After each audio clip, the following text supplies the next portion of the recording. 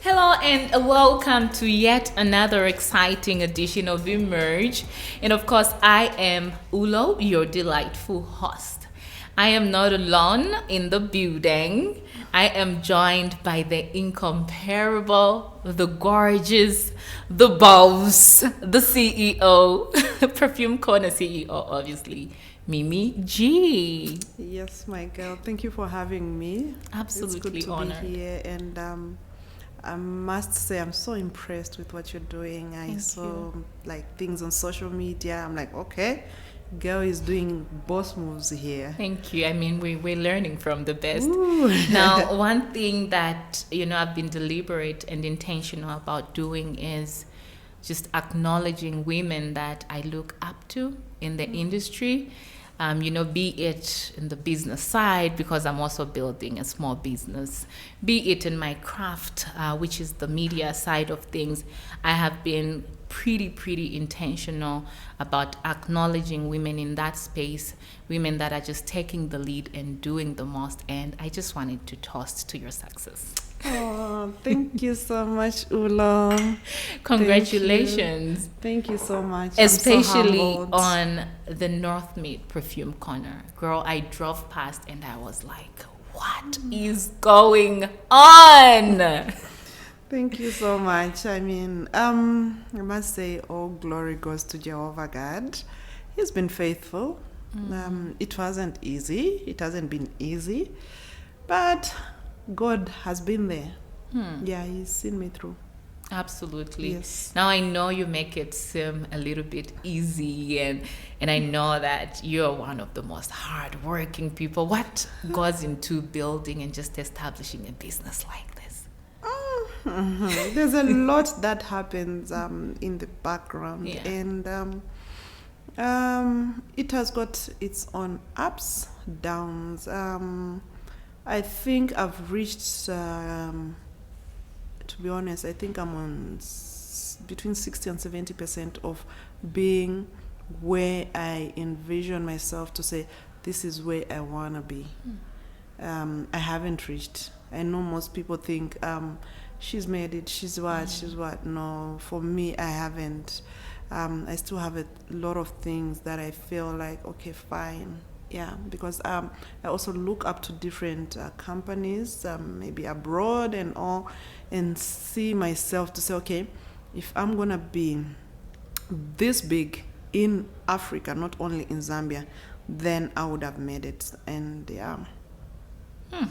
Absolutely amazing. And look at me literally just swinging the ball really quick through into your business, because obviously you are amazing and that needs to be highlighted. However, something else that you are amazing at is being a mom. Of course. You That's make my other motherhood job. you make motherhood, just seem so effortless. I would like to know, just some icebreaker questions before we get into the heart of today's conversation. Is, Okay. what's the one thing you would say motherhood changed about you? It made me a happy person. And it made me grow. It made me become very responsible because, anyway, I'm a bit emotional when it comes to my kids. It's okay. I mean, it marriages that Like, space. literally, I've told myself everything that I'm going to be doing, it's for my kids. Like, I just don't do things randomly. I know to say, I've got my own weakness. I drink a lot of Savannah. I drink that. I'll admit even on TV or wherever. I'm a Savannah girl and it will stay like that. But when it comes to my kids, I really go all out. All out. I do not compromise. There are times that I'm so busy and they've got an event. I'll drop everything. There's 2 months ago, I came back from England. I arrived around 9:10, and my son, one of my sons, or both of them, actually, both of them were getting awards at school.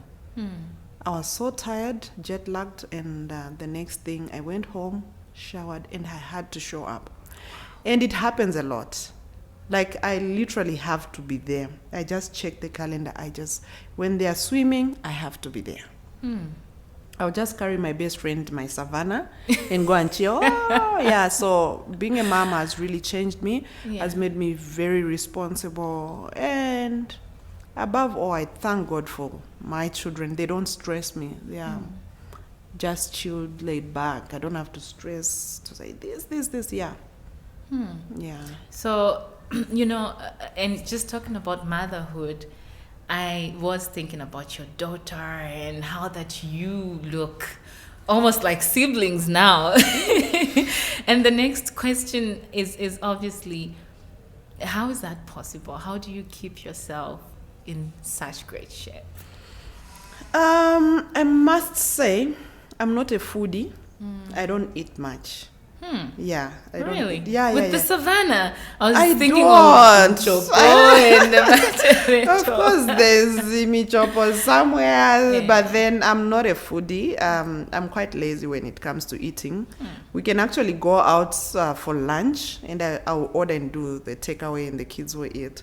For me, I nibble. I do a lot of nibbling, and it takes me time to, and I tried to go to, is it Evolve? I got lazy at some point.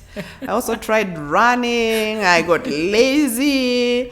So is this genetics in play? I should say so. My mom is small. My grandmother is small. She's 100 and something, 101, 102, somewhere there. What do you mean? Yeah. The age? Yeah. What? Yeah, she's still alive very much wow. and very fit. It's just that now she has got, she forgets, I think it's Alzheimer's or something. Age. Yeah, it's age. She's But lived I her think we life. are on the small side. So this is where now just the heart of this conversation was derived from. Because usually when I introduce myself to people and, as girlies, are you married? And yeah, I am. Or do you have kids? Yes, I do. The next question is, oh my gosh. And that is especially for the married women or the women with babies. Oh my gosh, you don't look married, or you don't look like you have kids. And I just wanted to know from your end, what do you think births such perceptions? Especially when I see a woman as gorgeous as you. Why can't it just be, oh, you have kids, you look good? Why do you think women especially have a perception of, you don't look like you have kids? Where does that perception come from? I think, from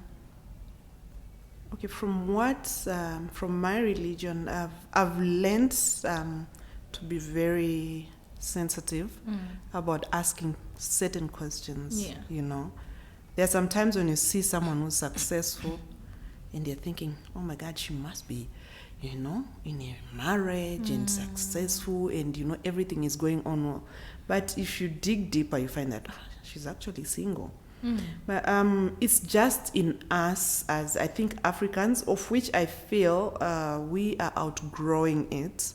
We are slowly learning that some things you don't ask, you just, till that person opens up and says, oh no, I'm married, no, I've got kids, or I'm divorced, or I'm a widow, and because sometimes you see someone with a big tummy and say, are you pregnant? And yet someone, so rude. I think it's so rude. So I think it takes a sensitive person, and as a person, you need to teach yourself to really mind your business. Earlier on, I was telling you, I saw to say you're doing something and what. I don't know you from this set. We've been on different sets. Absolutely. And there's a transition. I can't come and say, oh, what happened? What. I just wait for the right time and say, okay, maybe this. Yeah. I'm a person who really minds our own business. So I think if everybody could just adopt to being... it can work for everybody. It makes the world a very pleasurable place to live in. Yeah. Now, I am curious to know, would you say it's easier to run a successful business when you're single or married? From a marriage point of view, it has two sides. If you've got a supportive partner, business also becomes easy. If you've got a partner who feels otherwise, it becomes difficult to run a business, of which I've tested both ends of, not to say it was two marriages, no. It's like when you start business, sometimes it just starts. Sometimes you sit down with your partner and say, babe, can we do this? Babe, I want to do this. It's just like education. Some of us were not privileged from parents, they take you to university, college, or whatever it is. But when you get married, now it's a decision that you have to sit down with somebody, because you're no longer alone. You sit down with somebody and tell them, I want to advance. If that person is supportive enough, you say, I'll add on to whatever it is that you don't have. And there are men that will support their wife into education, into their career. There are men who support their wives into, they will see a passion. It's just like a wife who knows how to bake, a wife who knows how to cook. The husband will say, my wife knows how to cook. Why not? Let me buy her the things, the required items, shaving dishes and stuff like that. Let me buy for her those things and boost her business. And then there'll come some men that want a woman to be just home. That's their choice. There are men who prefer their women. They will say, I'll provide for you. And that's fine. That's fine. Yeah, you sit at home. Dynamic. But you see, with the world that we're living in, other women will be envying to say, I wish I could also do something with my life. Because in marriage, your husband, especially in the days that we are living, will not manage to pay school fees alone, will not manage to do everything, literally. It depends again on the goals that you've set for yourselves in that marriage. If you've given yourself to say, us will remain at this level where our parents left us, and then that's where you will be for the rest of your lives. But if you decide to say, I want to travel, I want to take my kids to an expensive school, I want to drive a certain car. In all honesty, these days couples are helping each other. Those that are being real, they are like, okay, babe, you do this, me, I'll do this. You do this, I'll do this. So sitting at home, your husband will not provide for your mother, for your family. Remember, you're coming from a family as well. That's right. When you get married, they'll also expect to say, she's married. We also want groceries. So groceries are not only going to your mother and your father. They are also going to your siblings. What about your siblings? They've finished grade 12. They want to go to varsity. They're expecting their elder sister, who's well married in maybe Roma Park or in Olympia, to also help with their education. You get it? That now becomes a problem. So now you said, for you experienced both worlds. Yes. What does that mean? What it means is there was education. There was also business. Okay. He supported me, paid Cavendish University. I did my degree. When it came to business, things switched. He supported it to a certain level. Yes. But then, when the business started growing, we started to differ in certain ways. Okay. Because, you see, like right now, I would say, okay, fine. Ulo wants me for an interview, but she wants the interview after 17 hours. Yes. He expects me to be home at 18 hours. That clashes. I want to grow. And for the kind of business that I do now, I have meetings with different people. Some people won't be able to meet me at 12 hours, at 10 hours. They want to meet with me after work. And I've got a home to run. He wants me home at 18 hours. You clash. So that's why I'm saying I've tested different. Get it? So, yeah, I do get it. And I have read about your story and also just listened. I think that there's a time you were featured on Tuvange, I think. And you did talk about a little bit of the background of how you began and how you got into the business. And I know that the business has its dynamics, especially with regards to, running your home and having a successful marriage while you allow for your business to still grow. However, I would like to know, why did you choose to go left when everybody else was going right? And what I mean in here is, the majority of women will say, oh, okay, it's fine. This is what the African society expects of me, to go look for a job, or like you earlier alluded to maybe be home and take care of the home. What then, regardless of the challenges with regards to balancing and ensuring that your marriage is still firm, what made you still just make the decision and say, look, I will chase this passion and we are winning at it? I was born a winner. I was born a winner, and I'll not let anything or anybody stop me from winning. Not marriage, not even my parents will stop me. I love my marriage, I love my children, I love my everything, but that will not stop me from achieving my own goals. I was born alone. Hello? Really? Really? Like, my mother gave birth to one person, I thought and then, you were yes. alone in your family No. because you're so family oriented. Yes, And I was born alone. I get it. And I got married, and I had children. My children even know when it comes to work, mom has to go. So that will not stop me because of marriage. No, because of my parents. Unless if you are sick, I'll say, okay, Ulo, today I won't make it. Absolutely. But I'm so focused that whatever you say, my goals are like this. I'm not stopping. I'm so sorry. And I don't even want to apologize for choosing my business, because I know what it does. It helps my parents. It helps my siblings. It helps, like right now, we've got more than, 15 employees. And those 15 employees, they depend on me. If I stop today, what happens to those 15 families? Wow.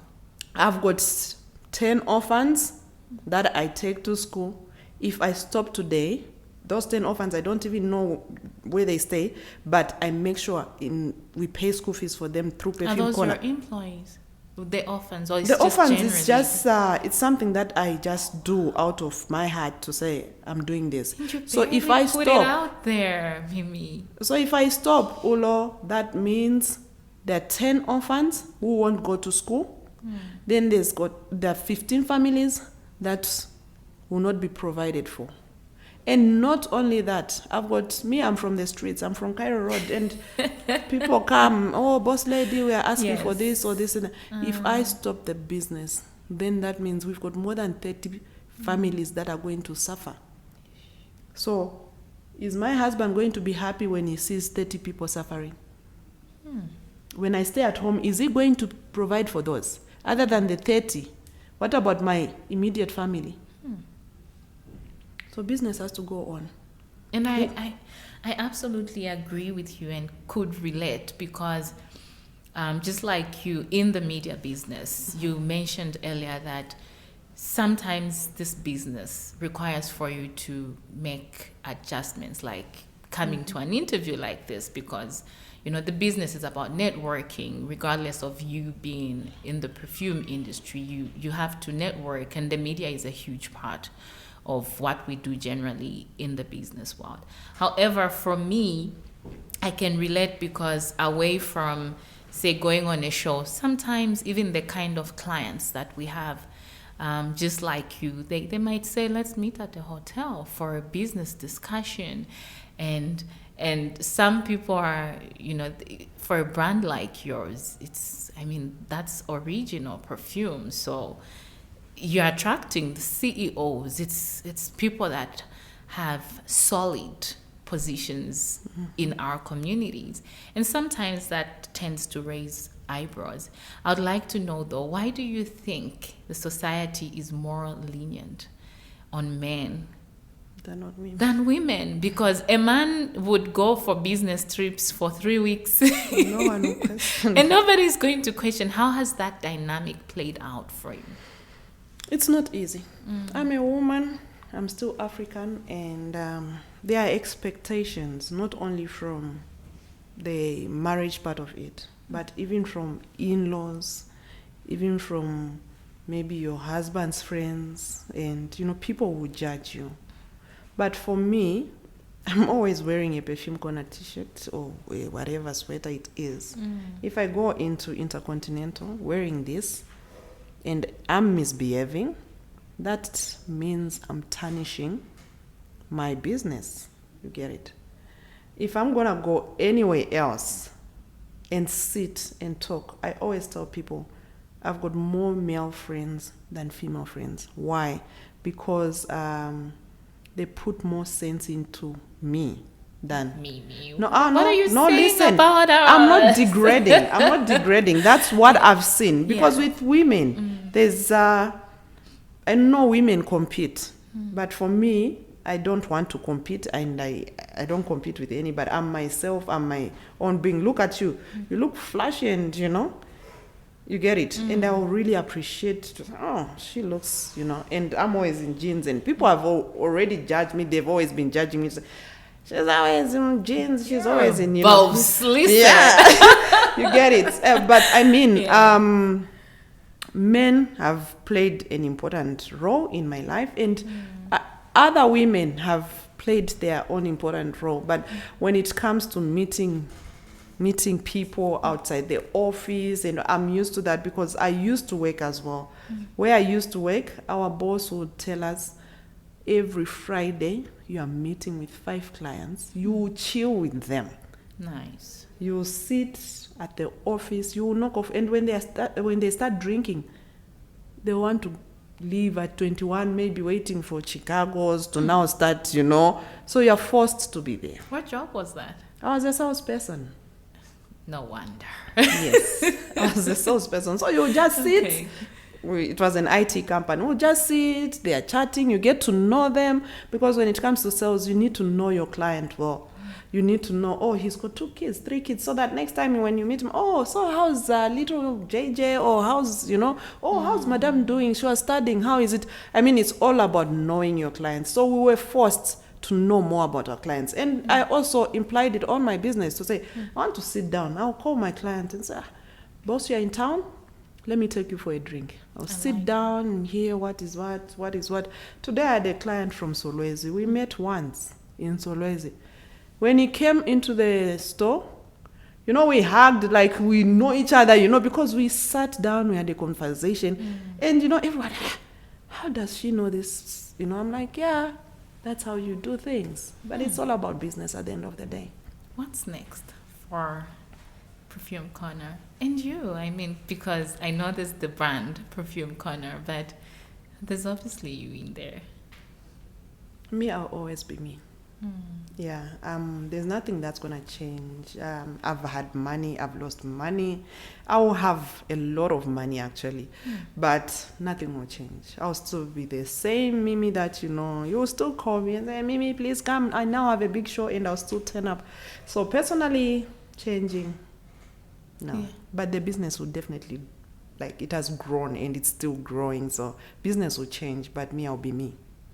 Yeah. What are the prospects 1 year, 2 years from now for Perfume Corner particularly? We want to have, last time we met, I told you we want to open, we want to open North Mid, we open North Mid.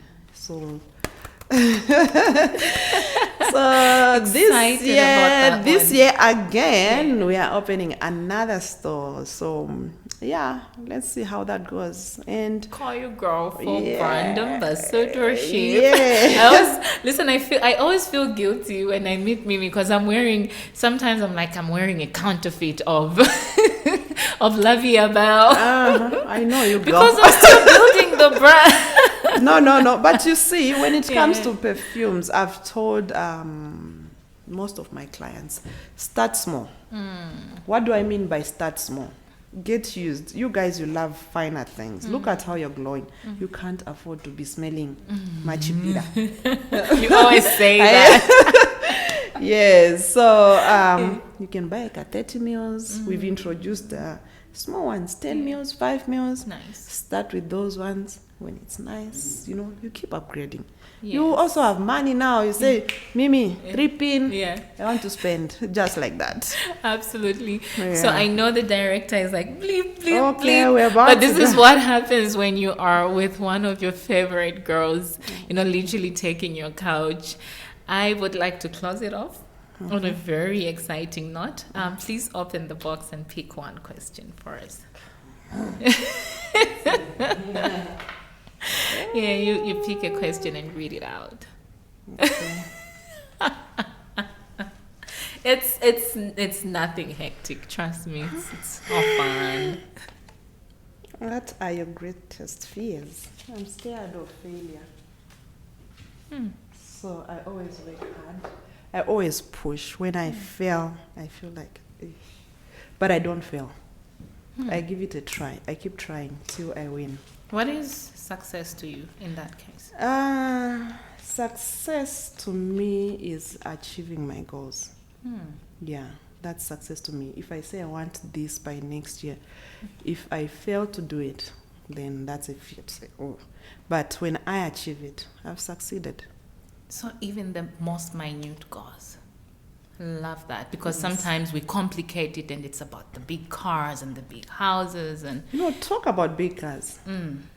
That's a very sensitive part. This one I'll say it. I know my friends will watch this. Let me warn you guys. No, I'm not heavy on cars. yeah. Like literally, I'm not heavy. I've driven cars, all these big cars, but I'm not heavy. I would rather drive a very small car. So my friends, you are watching. Pastor Jimmy K. I know you will watch this. He needs to come and respond. Yes, he needs to come and respond here. I drive a Paso. We've got like 4 or 5. But I know you're rather big machine. No, I know, yeah. But what I'm saying is, Yeah. I'm more comfortable in that. Yeah. But I've been criticized a lot. Not only one person.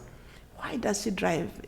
Why does she? But I'm comfortable. Please, let's not talk about cars. There are more bigger things than cars. Oh man, talking about being comfortable, this has been one of the most comfortable conversations. Congratulations on your, just your achievements and all the best on your endeavors. I am sorry for you. Thank you so much, Ulo, and all the best in this. You are doing great. Thank you so much.